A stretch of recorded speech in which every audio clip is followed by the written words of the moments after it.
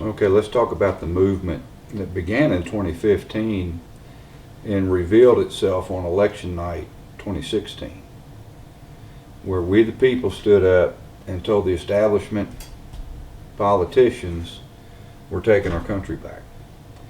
It's our country, it's our Constitution, we're taking it back. Of course, they weren't too happy with that. My role in the movement, which rolls on for 2020, is I'm primarying my establishment guy, whom I supported for many years.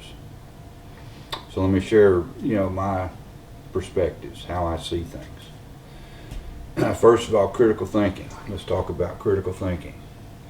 It's a process of independent, objective analysis of an issue without allowing feelings or other people's influences to guide your decision or to make you do something that's not how you feel is correct. It's self-directed, self-disciplined, and self-monitored.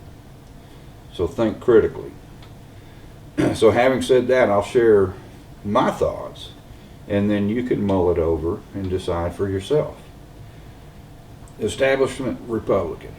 The term to me means, and it has nothing to do with longevity. I don't care if the representative is a freshman or a 30-year career politician. An establishment Republican to me is someone who represents something other than we the people. Do they serve established policies that have resulted in jobs, manufacturing, investment going overseas? Do they serve failed immigration law that's resulted in the chaos at the southern border? Do they serve in fear of the PC culture in the media instead of using their authority to stand up for the civil liberties of we the people? They're too busy covering their own tails, and our freedoms, freedom of speech, one of the fundamental ones, are being eroded at a horrific pace. They're not serving we the people. An establishment person to me, not serving we the people. Establishment politicians who lament how things are done in Washington. You just don't understand how things are done in Washington. Well, a critical thinker and an objective observer, man, there's not much common sense going on there. This conflict where there's the government way of doing things and then there's the business way of doing things. And common sense just doesn't seem to fit into government. And that's why the establishment can't stand President Trump. He's gone in there with common sense, business sense, promises made, promises kept, and is getting the job done. And they hate him for it because it's embarrassing them. He's revealed them as the phonies that they are. So I want to go help him.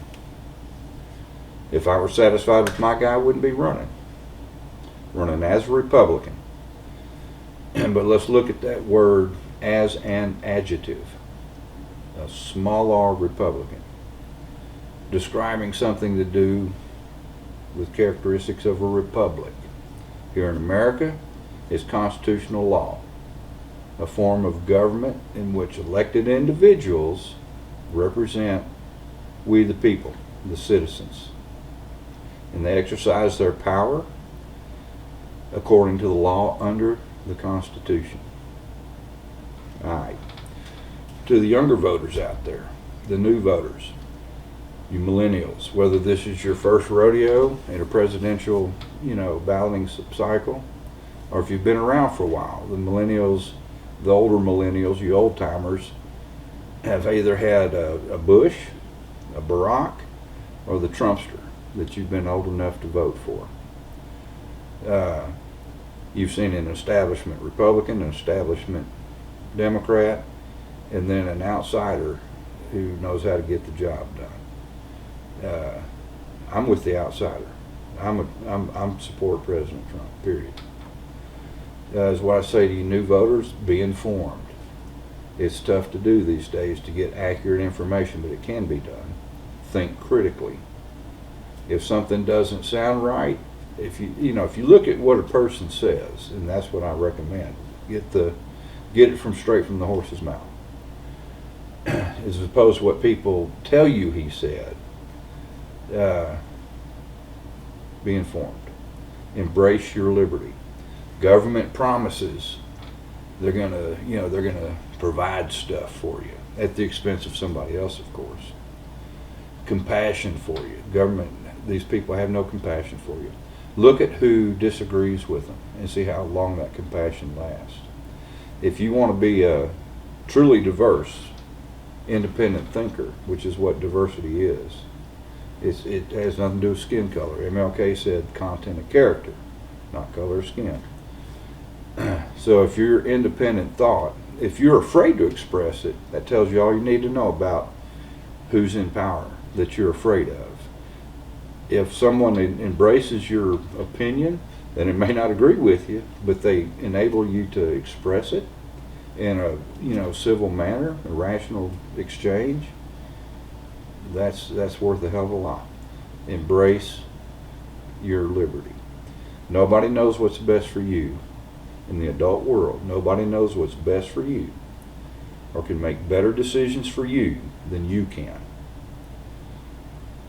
To the disenfranchised or perhaps even alarmed Democrat voters out there, I welcome you to the movement. On the Republican side of the aisle, we've been going through this for a couple cycles now. In 2018, a lot of our establishment guys, they checked out. So we'll see what happens with the people, how they want to vote this time. But if you're alarmed at what your party's become, they've taken the mask off. That's one thing Trump did. The mask came off the media. The mask came off the radicals in the Democratic Party. And you see them for what they truly are. And if it's scary, welcome to the movement. Let's stand together as Americans. Vote as an American. So there's my layout on the movement. Thank you.